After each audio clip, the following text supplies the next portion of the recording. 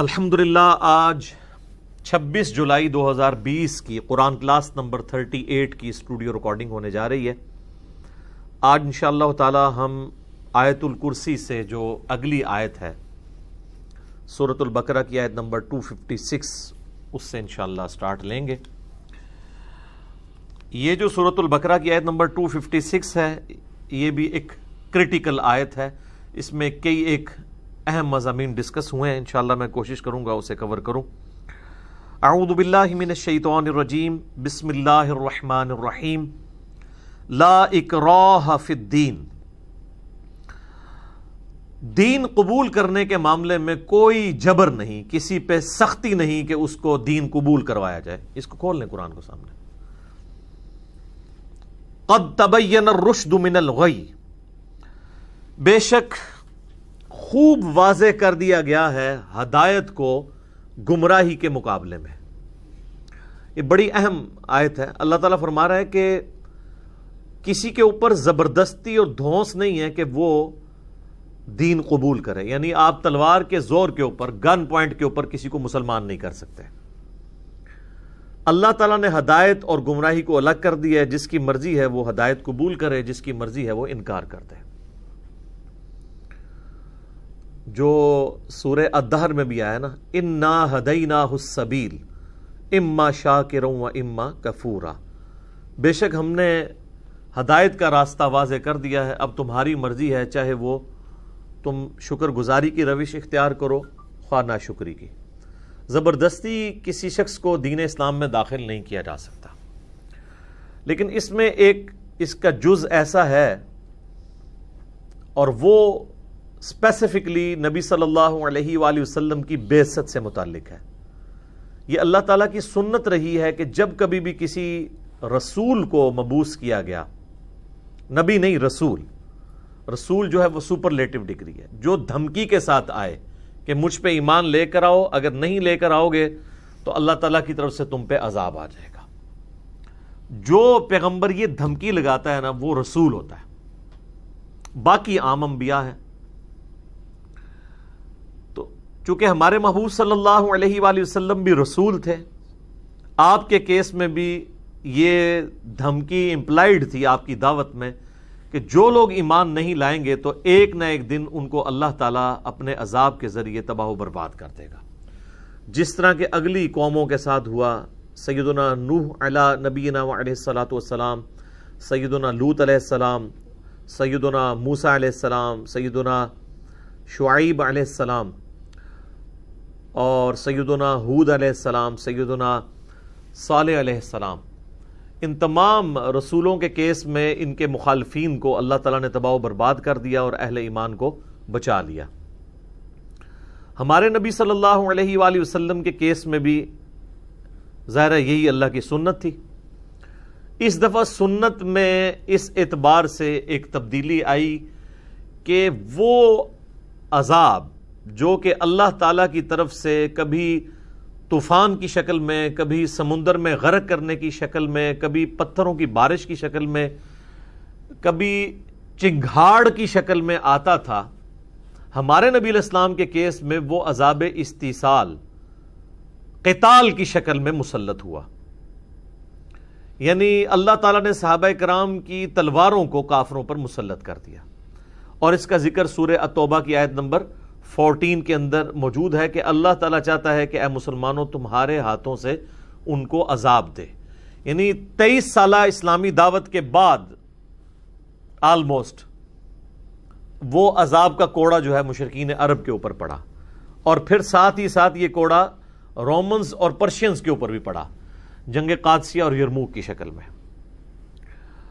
اور اس کا ذکر بھی سورہ التوبہ کی آیت نمبر 29 کے اندر موجود ہے کہ مسلمانوں کے ذمے اللہ نے یہ کام لگایا کہ نبی علیہ السلام کے بہاف کے اوپر کلمت اللہ کو بلند کرنے کے لیے تم نے جہاد کرنا ہے، اور اس سے مراد اسپیسیفکلی صحابہ کرام کا جہاد ہے۔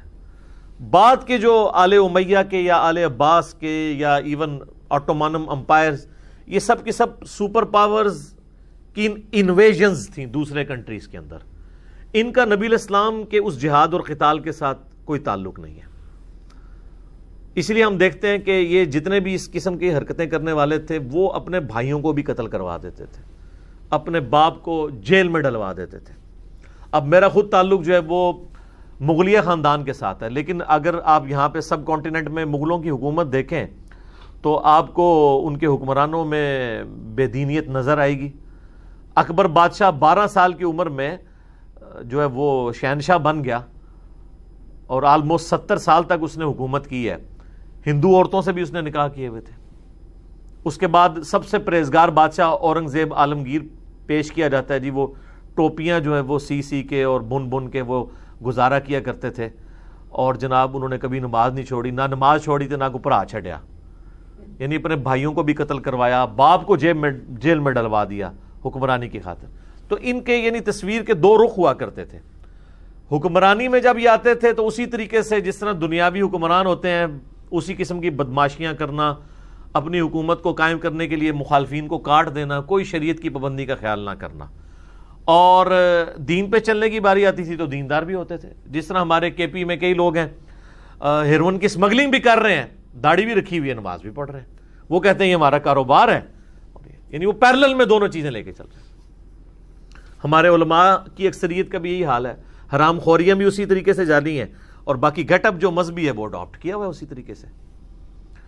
تو یہ سارے کے سارے معاملات حکمرانوں کے ساتھ لگے رہتے تھے، ان میں یہ کمزوریاں رہتی تھیں۔ ہاں صحابہ کرام کو اللہ تعالیٰ نے ایک اسپیشل پروٹیکشن دی تھی۔ خلفائے راشدین نے جو انویژنز کی ہیں وہ انویژنز نہیں تھی، بلکہ وہ عذاب استحصال کا کوڑا تھا جو پڑا رومنس کے اوپر اور پرشین کے اوپر، اور اس کا ذکر سورہ توبہ کی آیت نمبر 29 میں موجود ہے کہ 3 آپشن رکھے جائیں گے، یا تو اسلام قبول کر لو، یہ دنیا کے ہر غیر مسلم کے لیے 3 آپشن نہیں ہے، ان کے لیے ہے جن کی طرف اللہ تعالیٰ نے نبی علیہ السلام کو مبعوث اس حوالے سے کیا تھا کہ آپ نے اپنی مبارک زندگی میں ان پہ حجت تمام کر دی۔ بعد کے تو مسلمانوں پہ ابھی تک حجت تمام نہیں ہو رہی ہے، ایک فرقہ دوسرے کو کافر کہہ رہا ہے، اور دوسرا کہہ رہا ہے جی میں جنتی فرقہ ہوں، باقی سب دوست کی ہیں، اس لیے کہ نبی دنیا میں موجود نہیں ہے۔ ہاں نبی علیہ السلام نے اپنی مبارک زندگی کے اندر جو لوگ موجود تھے ان پہ حق واضح کر دیا تھا، اللہ کی غیبی تائید کے ذریعے لوگوں کو یہ پتہ چل گیا تھا کہ یہ شخصیت غیر معمولی شخصیت ہے۔ لہٰذا جن لوگوں کو نبی علیہ السلام نے خطوط لکھے اپنی مبارک زندگی میں، صرف انہی لوگوں تک صحابہ کرام علیہم رضوان نے جا کے ان کے سامنے یہ 3 شرائط رکھی ہیں سورہ توبہ کی آیت نمبر 29 میں، یا تو اسلام قبول کر لو، یا پھر ہمیں جزیہ دو، جو مسلمانوں نے سالانہ ایک ٹیکس رکھا ہوا تھا کافروں کے اوپر، وہ بڑا تھوڑا سا تھا، اس سے زیادہ ٹیکس تو مسلمان خود دیتے ہیں بیت المال میں زکوٰۃ کی شکل میں، وہ آپ سمجھ لیں 4 دینار تھے سونے کے سالانہ، ہر کافر نے بیت المال میں 4 دینار سونے کے دینے ہوتے تھے۔ صحیح بخاری مسلم میں، ابو داؤد ترمذی میں اس کی ڈیٹیلز ملتی ہیں آپ کو، مشکات کی 2ری جلد میں جہاد والے چیپٹر کے اینڈ پہ آپ کو مل جائیں گی یہ ساری احادیث۔ 4 دینار آج کے آپ سمجھ لیں 1.5 تولے سونے کے برابر بنتے ہیں، 1.5-2 لاکھ روپیہ ٹیکس سال پورے کا، اور اس کے اگینسٹ مسلمانوں نے ان کی حفاظت کرنی ہے، جو بہت مشکل کام تھا کیونکہ قبائلی سسٹم تھا، قبائل ایک دوسرے پہ ٹوٹتے رہتے تھے، حتیٰ کہ جب کبھی یہ ڈیسیژن کرنا ہوتا کہ ہم نے علاقہ مسلمانوں نے چھوڑنا ہے تو جزیہ لیا ہوا بھی کافروں کو واپس کر دیا جاتا تھا کہ بھائی اب ہماری کوئی ذمہ داری نہیں، ہم نے اگر ایڈوانس جزیہ لیا تو یہ اپنے پاس رکھو اور ہم اس پیسے کو بھی استعمال نہیں کریں گے، یعنی اتنی ایمانداری تھی۔ تو 1.5 تولے سونا، 4 دینار سونے کے 4 دینار یا 40 سکے جو ہیں وہ چاندی کے جنہیں درہم کہا جاتا تھا، دونوں کی ایکویلنٹ ایک ہی ویلیو ہوتی تھی۔ اس زمانے میں 20 دینار آج کا 7.5 تولے سونا بنتا ہے، اور 200 درہم یعنی چاندی کے سکے وہ آج کا 52.5 تولے چاندی کے ایکویلنٹ تھا اس زمانے کے اعتبار سے، جب سونا اور چاندی کی آپس میں ریشو جو ہے وہ 1 اور آلموسٹ 7 کی تھی، اب تو 1 اور 100 کی ہو چکی ہے۔ آج تو سونے کا نصاب ہی دیکھا جائے گا، اس پہ الگ سے میری ویڈیوز ریکارڈڈ ہیں، وہ آپ دیکھ سکتے ہیں۔ تو یہ 2ری شرط ہوتی تھی۔ 3ری شرط یہ ہوتی تھی کہ اگر تم نے اسلام قبول نہیں کرنا، جزیہ بھی نہیں دینا، تو پھر ہم سے جنگ کے لیے تیار ہو جاؤ۔ اور اسی کے تحت پرشین امپائر کے خلاف جنگ یرموک اور باقی چھوٹی موٹی جنگیں لڑی گئیں، اور رومنز کے خلاف جنگ یرموک اور باقی اور جنگیں لڑی گئیں۔ پھر جنگ یرموک میں جب شکست ہو گئی رومنز کو، تو ان کو اندازہ ہو گیا کہ ہم مسلمانوں کی طاقت کا مقابلہ نہیں کر سکتے، تو وہ جزیہ دینے پہ آمادہ ہو گئے۔ آج کے اربوں ڈالرز اس وقت مسلمانوں کو جزیہ ملتا تھا۔ پرشینز جو ہیں وہ چونکہ ذرا سخت مزاج کے لوگ تھے، لڑاکو تھے، جنگجو تھے، وہ آخری وقت تک مسلمانوں سے لڑتے رہے، حتیٰ کہ قادسیہ میں ان کی پوری سلطنت ہی ختم ہو گئی۔ انہوں نے جزیہ نہیں دیا تو مجوسی دنیا سے آپ سمجھ لیں آلموسٹ ان کی ساری حکومت ختم ہی ہوگی، وہ پوری کی پوری مسلمانوں کے پاس آ گئی۔ رومنز نے اپنی باقی جو بچی کھچی سلطنت تھی وہ بچا لی جزیہ دے کے۔ تو یہ 3 شرائط ہوا کرتی تھیں، یا تو اسلام قبول کرو، یا جزیہ دے دو، یا پھر جنگ کے لیے آمادہ ہو جاؤ۔ جنگ کا مطلب ہی سیدھا قتال ہے۔ تو ان 3 چیزوں کی بنیاد جو ہے وہ نبی علیہ السلام کی دعوت رسالت ہے، اس کی بنیاد کے اوپر یہ سب کچھ کیا گیا۔ اب آج یہ کام نہیں کیا جائے گا کہ آپ کافروں سے ان کے ملک چھیننا شروع کر دیں۔ یہ ایک معاملہ کمپلیکس ہے۔ یہ بعثت کے بعد اللہ تعالیٰ انبیاء کے ذریعے جو حجت تمام کرتا ہے نا، اس کے اگینسٹ یہ سب کچھ ہوتا ہے، ورنہ تو آپ کافروں سے کو دنیا میں رہنے کا حق ہی نہیں دیں گے۔ اس طرح نہیں ہوگا۔ ہاں، وہ کافر جن کو اللہ تعالیٰ نے اپنے پیغمبر کے ذریعے حق واضح کیا، انہوں نے اسلام قبول نہیں کیا، ان پہ اللہ کی طرف سے عذاب آئے گا۔ اور پھر اس میں ایک اور چیز بھی رکھی گئی کہ جزیرہ نما عرب کو اللہ نے اپنے ساتھ مخصوص کر لیا کہ عرب کی سرزمین میں کوئی کافر رہ بھی نہیں سکتا۔ سورہ توبہ میں آیات نازل ہوگی کہ مشرکین کو یہاں سے نکال دو، اور نہیں نکلتے تو جہاں پائے جائیں گے قتل کیے جائیں گے، جس طرح کے اگلی قوموں پر اللہ کی طرف سے عذاب آتا تھا جب پیغمبروں کا انکار ہوتا تھا۔ تو 23 سال تو انہوں نے بھی انکار کیا تھا، تو اس دفعہ عذاب جو ہے وہ صحابہ کی تلواروں کے ذریعے آیا۔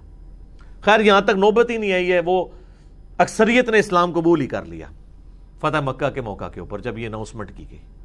صحیح بخاری مسلم میں آتا ہے کہ حضرت ابوبکر صدیق کو امیر حج بنا کے نبی الاسلام نے 9 ہجری میں بھیجا تھا، فتح مکہ سے اگلے سال، اور پیچھے سے سورہ توبہ کی آیات نازل ہو گئی کہ اعلان کر دو آج کے بعد کوئی مشرک حج پہ نہیں آئے گا۔ یہ واحد حج تھا جو مشرکین اور مسلمانوں نے اکٹھا کیا تھا 9 ہجری کا، کیونکہ اگلا حج 10 ہجری کا نبی الاسلام نے خود کرنا تھا، حجۃ الوداع تھا۔ 11 ہجری میں تو آپ حج تک زندہ ہی نہیں رہے، رخصت فرما گئے دنیا سے۔ تو حضرت ابوبکر صدیق کو نبی الاسلام نے امیر حج بنا کے بھیجا، پیچھے سے آیات نازل ہوئی تو نبی الاسلام نے سیدنا علی کو اور بعض اصحاب کو ساتھ بھیجا کہ آپ نے جا کے میرے بہاف کے اوپر میدان عرفات میں بھی اور منا کے اندر بھی اناؤنسمنٹ کرنی ہے کہ آئندہ سے کوئی مشرک حج کے لیے نہیں آئے گا، عرب کی سرزمین چھوڑ کے چلے جاؤ، یا اسلام قبول کرو یا یہاں سے چلے جاؤ، اور اگر یہ نہیں کرو گے، اسلام قبول نہیں کرو گے یا یہاں سے نہیں جاؤ گے تو قتل کیے جاؤ گے۔ لیکن یہ خاص جزیرہ نما عرب کے لیے، جزیرہ نما عرب میں کوئی نہ تو کوئی کسی غیر مسلم کا معبد ہوگا، نہ کوئی بت خانہ ہوگا، نہ کوئی کلیسا ہوگا، نہ کوئی گرجا ہوگا، صرف عرب کی سرزمین کے لیے۔ ادر دین عرب کا معاملہ بالکل ڈیفرنٹ ہے، کیونکہ اللہ تعالیٰ نے عرب کو وہ اپنے لیے چوز کر لیا قیامت تک کے لیے۔ حتیٰ کہ عرب کی سرزمین میں اگر کوئی منافقت کی بنیاد پہ مسجد بنائے گی، مسجد درار، تو وہ بھی سورہ توبہ میں آیا کہ نبی علیہ السلام کو حکم دیا گیا اسے گرائیں، لیکن یہ وحی کے ذریعے۔ اس بنیاد پہ آپ آج کسی کی مسجد نہیں گرا سکتے، ورنہ تو بریلوی اہل حدیثوں کی ساری مسجدیں گرا دیں گے۔ اہل حدیثوں کے ہاتھ حکومت آئی، انہوں نے بریلویوں کی کوئی نہیں چھوڑنی، سنی شیعہ کی گرا دیں گے، شیعہ سنی کی گرا دیں گے۔ تو اس معاملے کو سمجھنے کی ضرورت ہے کہ نبی علیہ السلام کے کیس میں جو احکامات ہیں اور آج کے احکامات جہاد اور قتال کے حوالے سے، یہ اس میں ڈفرنس اس حوالے سے آپ نے دیکھنا ہے۔ تو یہ جو آیت آئی نا، لا اکراہ فی الدین، دین قبول کرنے کے بارے میں کسی کے اوپر جبر نہیں ہے، اللہ تعالیٰ نے ہدایت اور گمراہی کو الگ کر دیا ہے، یعنی تلوار کے زور پہ آپ نے کسی کو مسلمان نہیں کرنا۔ تو صحابہ کرام نے بھی تلوار کے زور پہ کسی کو مسلمان نہیں کیا، 3 شرائط رکھی ہیں، ورنہ تو ایک ہی شرط رکھی جاتی نا کہ یا کلمہ پڑھو ورنہ کاٹ دیے جاؤ گے۔ نہیں، یا کلمہ پڑھ لو یا ٹیکس دینے کے لیے تیار ہو جاؤ، یعنی تم دوسرے درجے کے شہری بن کے مسلمان حکومت کے انڈر ہوگے، لیکن تمہیں مذہبی آزادی ہوگی، تمہارا کوئی کلیسا نہیں توڑا جائے گا، تمہارا کوئی گرجا خانقاہ نہیں توڑی جائے گی، اسی طریقے سے تمہارے ٹیمپلز بھی چلتے رہیں گے، اور اگر یہ نہیں کرو گے تو پھر لڑائی کے لیے مادہ ہو جاؤ۔ تو یہ اس آیت کے حوالے سے کلیریفیکیشن ضروری ہے، کیونکہ بعض لوگ اعتراض کرتے ہیں کہ بھی اسلام تلوار کے زور پہ پھیلا ہے، ایک طرف تو قرآن کہہ رہا ہے کہ دین کے بارے میں کوئی جبر نہیں ہے، دوسری طرف تلوار کیوں مسلط کی؟ تو اس کے پیچھے نبی علیہ السلام کی بعثت کا معاملہ تھا، اور اس میں بھی آپ دیکھیں صرف ایبسولوٹلی تلوار مسلط نہیں ہوئی ہے، بلکہ آپشن رکھے گئے ہیں کہ ذمہ بن کے رہ سکتے ہو جزیہ دے کے، اور عرب کی سرزمین کے لیے آیا کہ وہاں پہ تم جزیہ دے کے بھی نہیں رہ سکتے، وہ چھوڑنا ہوگا تمہیں۔ اور وہ الٹیمیٹلی نبی علیہ السلام کی جو بخاری مسلم میں آخری وصیتیں آئی ہیں، ان میں سے ایک وصیت یہ تھی کہ یہودیوں کو عرب کی سرزمین سے نکال دینا۔ تو حضرت عمر کے دور میں پھر الٹیمیٹلی ان کو عرب کی سرزمین سے نکال دیا گیا، اور آج تک پھر وہاں سے نکلے ہوئے ہیں، دوبارہ واپس نہیں آ سکے وہاں پہ۔ اچھا، اس آیت کو مس یوز بھی کرتے ہیں ہمارے مسلمان، سیکولر قسم کے مسلمان۔ وہ کہتے ہیں نہیں دیکھیں جی، لا اکراہ فی الدین کا مطلب ہے دین کے بارے میں کوئی جبر نہیں، یعنی کوئی نماز روزہ کرنے کی ضرورت نہیں ہے، سود کھاتے رہو اور آرام خوریاں کرتے رہو، کوئی دین میں تو جبر نہیں، جس کی مرضی دین پہ چلے، جس کی مرضی نہ چلے۔ یہ کافروں کے اعتبار سے ہے کہ کافر کو آپ تلوار کی نوک پہ مسلمان نہیں کر سکتے۔ مسلمان جو ہو گیا ہے نا، اس کے لیے دوسری آیات ہے، ادخلوا فی السلم کافہ، پورے کے پورے اسلام میں داخل ہو۔ ٹنڈا مسلمان نہیں اللہ کو چاہیے، لولا لنگڑا، پورا اسلام۔ یا تو دفع ہو جو اسلام قبول ہی نہ کرو۔ اگر اسلام قبول کرنا ہے تو روزوں والا خدا بھی وہی ہے جو نمازوں والا خدا ہے، یہ نہیں کہ رمضان میں خدا کو مان رہا ہوں اور غیر رمضان میں اپنی مرضی کی زندگی گزار رہا ہوں۔ نمازوں والے خدا کو تو میں مانتا ہوں، رزق حلال کا حکم دینے والے اور حرام سے منع کرنے والے میں خدا کو نہیں مانتا۔ یہ نہیں ہوگا۔ لا اکراہ فی الدین، دین قبول کرنے کے بارے میں کوئی جبر نہیں۔ اس کا قطعاً یہ مقصد نہیں کہ جو مسلمان دین قبول کیے ہوئے ہے اس کو دین پہ چلنے کے معاملے میں کوئی سختی نہیں ہے۔ سر ابو داؤد میں حدیث ہے بچہ 10 سال کا ہو جائے اس کو مار کے نماز پڑھوانی ہے، تو نبی علیہ السلام کو یہ آیت نہیں آتی تھی لا اکراہ فی الدین؟ جو مسلمان ہوگا اس کے اوپر دین کی پابندیاں ہوں گی۔ دنیاوی طور پہ بھی آپ دیکھیں، کوئی شخص کہے کہ میں پاکستانی فوج میں ملازمت اختیار کروں گا، لیکن میں فوج کی وردی نہیں پہنوں گا، بوٹ نہیں میں پہن سکتا، اس کے باوجود میں فوج میں ملازمت اختیار کرنا چاہتا ہوں، تو کیا فوج میں اس کو ملازمت دی جائے گی؟ وہ کہیں گے کہ بھئی آپ نے ملازمت کرنی ہے نہیں کرنی آپ کی اپنی مرضی ہے، ہم کب کہہ رہے ہیں کہ آپ فوج ضرور اختیار کریں، لیکن ونس آپ فوجی بنیں گے تو فوج کا سارا ڈسپلن ایس او پیز آپ کو فالو کرنے پڑیں گے۔ اسی طریقے سے ونس جو بندہ مسلمان ہو گیا وہ یہ لا اکراہ فی الدین کے پیچھے نہیں چھپ سکتا۔ یہ کافروں کے بارے میں ہے، کیونکہ ساتھ یہ آ گیا قد تبین الرشد من الغی، بے شک ہدایت کو گمراہی سے الگ کر کے اللہ تعالیٰ نے واضح کر دیا ہے۔ اور آگے دیکھ لیں ساتھ ہی ذکر آ گیا فمن یکفر بالطاغوت، جو کوئی طاغوت کا کفر کرے گا، یعنی اللہ کے مقابلے پہ جو بھی کھڑا ہے، چاہے وہ شیطان ہے یا انسان ہے، وہ طاغوت ہے۔ یہ اردو میں لفظ طغیانی استعمال، طغیانی کب آتی ہے؟ جب دریا یا سمندر اپنی حدود سے باہر نکل جائے، تو یہ جو طاغوت ہے وہ اپنی حد سے باہر نکلا ہوا ہے، اللہ کے ساتھ شریک لوگ اسے ٹھہرا رہے ہیں۔ تو جو کفر کا طاغوت کرے، طاغوت کا کفر کرے گا، وَيُؤْمِن بِاللَّهِ، اور ایمان لائے گا اللہ پر۔ آپ دیکھیں کہ کفر مسلمان نے پہلے کرنا ہے، ایمان بعد میں لے کے آنا ہے۔ اور کفر کس کا کرنا ہے؟ اللہ کے مقابل ہستیوں کا۔ تو ہمارا کلمہ کیا ہے؟ لا الہ، کوئی الہ نہیں ہے، سارے جھوٹے خداؤں کی نفی، الا اللہ، سوائے اللہ کے۔ پہلے ہم کفر کا طاغوت کا کفر کرتے ہیں اور پھر ہم اللہ پر ایمان لے کر آتے ہیں۔ تو اللہ تعالیٰ ہمارا جو کوئی کفر کرے گا طاغوت کا اور ایمان لائے گا اللہ پر، فقد استمسک بالعروۃ الوثقی، تو اس نے تو ایسا مضبوط کڑا ہلکا پکڑ لیا، ایسی مضبوط زنجیر پکڑ لی ہے، لن انفصام لہا، جو کبھی نہیں ٹوٹے گی۔ پرانے زمانوں میں